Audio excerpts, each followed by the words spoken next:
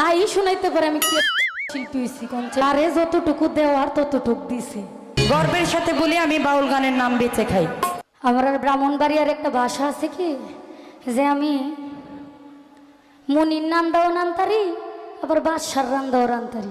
1.5 ঘন্টা গাইবো ইচ্ছা মতো না পাইয়া উতাইয়া শরীরের সারে গান ডিজে গান করলে দেখা গেছে লালা তারপরে আমাদের ঐশী আপু আছে না আসলে 1.5 ঘন্টা গাইবো ইচ্ছা মতো না পাইয়া উতাইয়া শরীরের সারে গান 1 বছরে যেগুলো কামাইছেন সব বাইর করে দিব।